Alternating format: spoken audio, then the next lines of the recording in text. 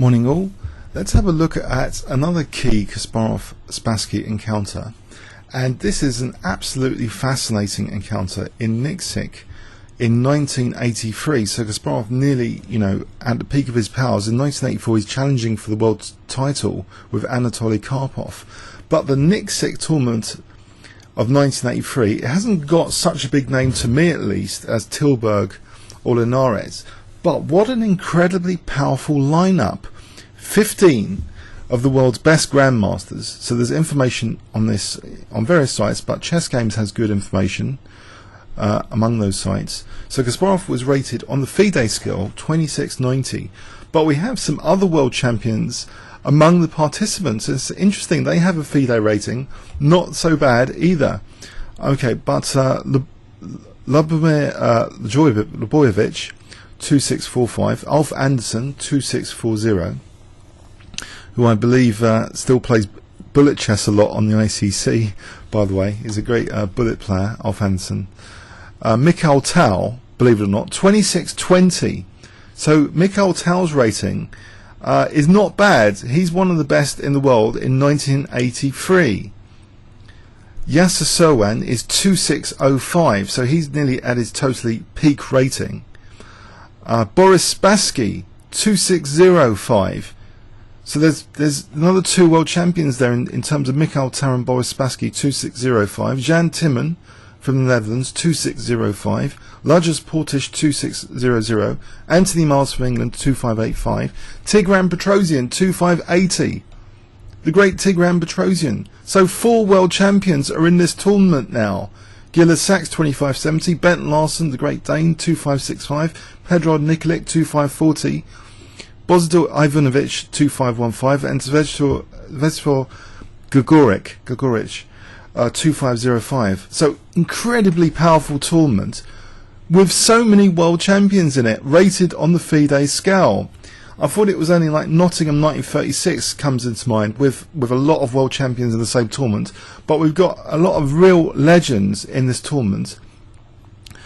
So Kasparov, okay, he was on a winning streak after showing first at the USSR Championship in 1981 and first at the Moscow Interzona in 1982. And okay, let's see one of the encounters between two former world champions now. Garry Kasparov against Boris Spassky. So this is a very interesting game. It's a King's Indian defense. We see after d4, we see the King's Indian defense being used. So times have really changed. The King's Indian is not so popular at the Super GM level at the moment. It's more Slav defences, Grunfeld defences seem to be the most popular two defences to d4 in the current 2012-2011. But here King's Indian was very, very popular still. So Spassky playing the King's Indian here, and we see f3, the Saemich variation. And I used to play this. It's one of the first systems I played regularly, with the idea of bishop e3, queen d2, h4, h5 is a primitive but effective plan. There are other more positional plans, but this f3, it's typical of Sicilian dragon kind of setup in the centre, where the f3 move stops annoying knight g4s, and white can prepare that battery to exchange off g7 and weaken these dark squares around black's king. So very primitive plan, potentially on the cards. And I actually was honoured to play against John Nunn in this variation. I chose the Saemich, but he smashed me. I'm not sure I've covered that game on the channel. Maybe I should at some point, if I can find the game score. So John Nunn was a great exponent of the King's Indian defence. So here, okay, Spassky's choice was actually knight c6. And this is an old standard plan, actually, revolving around c4 to generate c4 counterplay, and possibly time e5 at the right time as well to put more pressure on d4. White reinforces d4 with bishop e3 and prepares the standard battery. After a6, knight ge2, reinforcing again d4. Now black is preparing that b5, and note the knight has other possibilities here, like knight a5. If more pressure is needed on c4, in some variations, knight a5 could be a resource. Queen d2. Black castles into it, into a storm. you might think. And we see the super crude move in inverted commas h4. Very dangerous move though. What does black do about this attack? Well, okay. Boris Spassky, he plays b5. He's generating the classical queenside counterplay and using that c4 to generate counterplay. Standard idea in these sorts of positions. That's a one vulnerability, the c4 pawn, which can be attacked quite easily, quite accessible to black. h5. Okay, and now Spassky takes on c4, so it's a pawn sacrifice from Garry. He wants to accelerate his attack and maybe play a move like g4, knight g3, and maybe g5, hg, queen h2, and mate on h7 once this knight's driven away from the soft spot. That's the sort of plan I used to love playing as white in the Saemich variation, just sacking this pawn to get extra time. I tried that against John Nunn, but he smashed me. We'll save that video for another time. g4. Okay, and now, okay, this really interferes now with all of white's plans. I wonder if you can spot what Boris played here.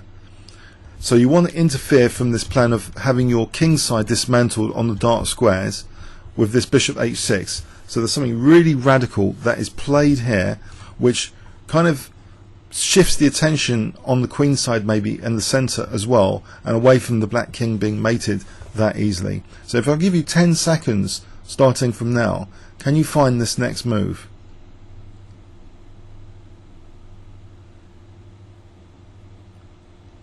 Okay, bishop takes g4. Bishop takes g4. Whole bishop sack. What is this about? Okay, Kasparov takes it. After knight takes g4, the knight is protecting h6 and hitting e3. And you see that if bishop f4, there might be some nasty stuff on the cards. Maybe e5, but we'll check with an engine later. Let's do a clinical evaluation on the second pass through this game. In this position, Kasparov wasn't interested also, by the way. Bishop g1 runs into bishop h6, and he won't be able to castle. It'll be quite nasty, in fact, after bishop h6. Let's just have a look at that now to show how nasty, because there's even, where does the queen go? Then there's knight b4, and this looks like a total recipe for disaster. But okay, so the bishop stays there to be taken. He doesn't even consider bishop g5. So it is taken, and you see that without that battery, without bishop h6 now, the black king's a little bit safer.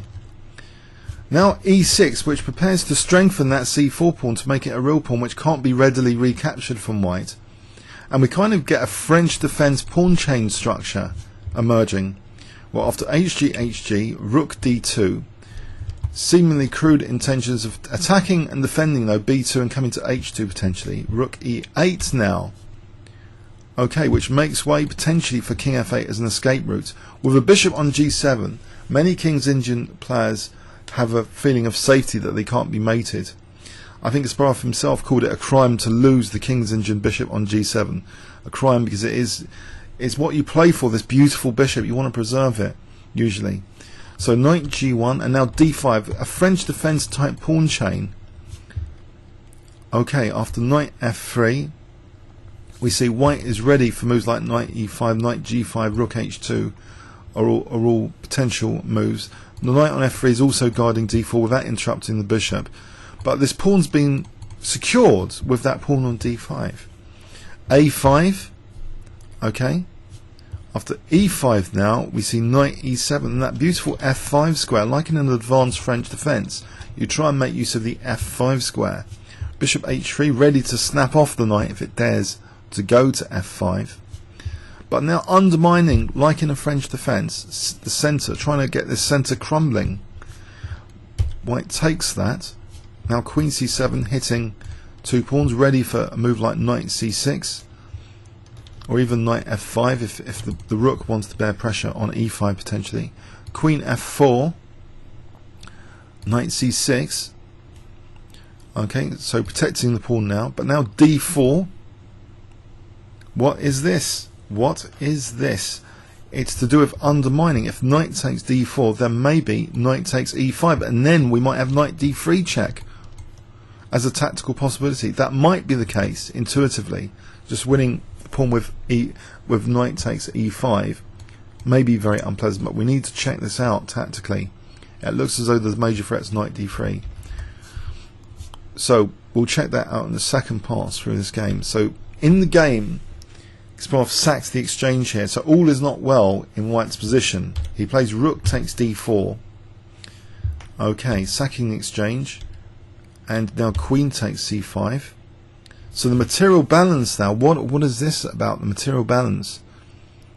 It looks as though black has an easier position to play because his king's pretty safe. He doesn't have to worry about incremental king damage plans because he's got good king safety and there's no rooks lined up. There's no doubling, there's no batteries. But e6 looks like a soft spot. The rook is guarding that at the moment. e6 looks to be pointed at by a few pieces here. But knight f3 taking away that pressure. Rook e d8, and it looks as though things like rook d3, rook takes c3, this is a way to get to white's king. Knight g5 on f7 now, that's protected, and also sets up bishop h6 potentially. Queen h4, at least it stops bishop h6. Okay, Boris plays now rook d3, so it looks as though that old threat of rook takes c3 is coming back on the cards, among other things, or just simply doubling rooks. Queen h7 check, the king goes to f8, and now a sacrificial bolt for Kasparov. Knight takes e6 check, takes check. Do we have a menacing king chase? King 8 check. Okay, is this going to win the rook? If king d7 he wins the rook, but bishop f8, queen takes g6 check, king d8, and here I believe actually Kasparov may have run out of time, and that was one of his comments. He should have played a few more moves quicker, and I think the verdict is he might have missed a draw along the way in this game. So he did manage to create good counter chances here in this final position. Let's just do an engine check from here, this final position, and let's go in the game a bit more forensically. So here black apparently is doing okay. By the way, this was Kasparov's only loss in Niksic. He dominated Niksic. He was like 2 points ahead of his closest rival. I think the Great Dane Bent Larsen was at least 2 points further down. Okay, but okay, here knight d1, I guess, check, rook f3. The tactics, this is a brilliant computer resource, deflecting the rook away from f8 and d1 potentially. So this is how black could get an advantage. Rook f2, now threatening rook b2. The knight can't take mating. So this is better for black, but it's still a very complicated position in some respects. Okay, but let's go earlier in the game. So what happened earlier? Was this bishop sack sound? You might be wondering. As a King's Indian player, you'll be concerned about king safety in this kind of attack from white. So this is like a model game in some respects for not getting mated across the H file. So taking on c4. Now bishop takes g4 is not mentioned by engines, but looks to be a very practical decision. Bishop takes g4. Okay, giving white a slight advantage, but is the position really hard to play? Now what of bishop g5? We didn't mention that. h6 is possible here. Advantage to black already. So bishop e3 now. Knight b4 apparently is strong here. Why? What if say castles, then check, and then there's a problem on b2, isn't there? Whoa, king problem on b2. So this looks very, very dangerous. And if knight f4, knight takes e3, and then we've got knight c2 on the cards. Queen takes. So bishop g5 doesn't seem that hot. Bishop g1 I think runs into, as I mentioned, bishop h6 is a good move. If queen d1, okay, just rook takes b2 here. Even more crushing. Forget knight b4. Although knight b4 is tempting. No, knight c1 would defend that. Just taking on b2 is sufficient. So So knight takes g4. We have here a position technically white is doing well, but for me this is a cleaner win than the previous game we saw just yesterday. You know, Boris Spassky, poor Boris, black again in the King's Engine against one of the greatest attacking players of all time, but his king didn't seem that unsafe until later. So e6, okay, white technically has the advantage. Rook d2, technically white is doing well. In fact, knight g1 is mentioned as the key move. Where else does the knight go? If it goes to g3, what was wrong with g3? Anything? Queen f6 maybe? Bishop f6, okay. Knight g1 looks like a good reroute to come to f3 to secure d4. Again, that's the critical thing that black's focusing on, so it's logical. So white seems to have almost over a pawn up. It's not as bad as the previous encounter, but okay, c5 takes logical. If he can hold on to things, we'll go for black's king. Now here, this looks like a slip up, queen f4. It seems king b1 technically a bit better, so it seems a small slip up. Now after rook e1, it seems d4 and black's on the verge of equality now. Now if knight takes d4, I mentioned knight takes e5 intuitively, and it looks as though that is the move. If king b1, then black's better actually with queen takes c5 apparently. So having to play a move like king d1 seems inhuman actually. A move like knight b, yeah, just there's knight d3. Sorry, knight d3 just wins the queen, as I mentioned. That tactic. So okay, so this is looking as though rook takes d4, and now black's slightly better now after rook takes d4. Finally, black is technically okay, better, doing well, or about equal. Okay, so knight g5. Queen h4 virtually forced. If anything else, then bishop h6, I think. If, say, rook f1, bishop h6, as I mentioned, intuitively. Okay, so queen h4, rook d3 seems natural. So he goes in for the check. If he does anything else,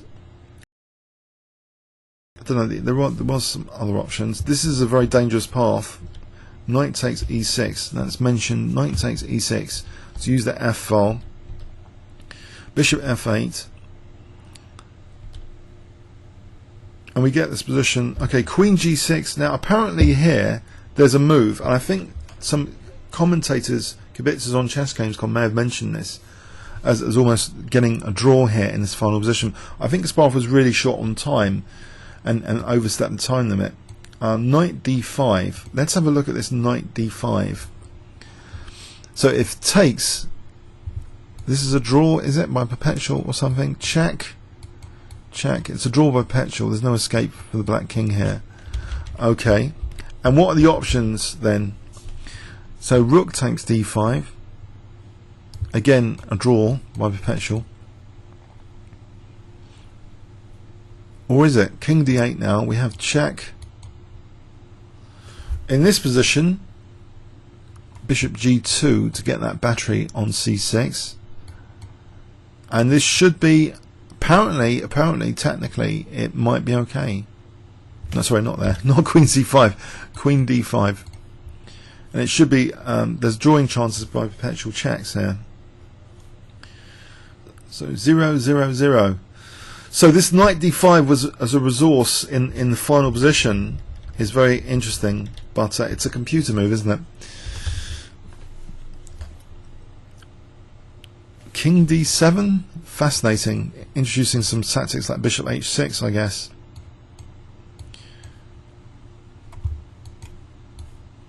And we have complicated, okay, well, not so complicated now position, where black is doing okay, but again white might be able to hold a draw here. We have a dangerous pass pawn here, but I think, yeah, white's chances are good here. So, but Kasparov was very short on time. But anyway, apart from this blemish, he dominated Niksic, and I would like maybe to check out some of Kasparov's games from Niksic 1983, because it came under the radar. I didn't ever cover this tournament on this channel, and we have some pretty amazing legends all together. 4 world champions in this tournament, and many other legends. So Kasparov, Tau, Petrosian, and Spassky all in this tournament.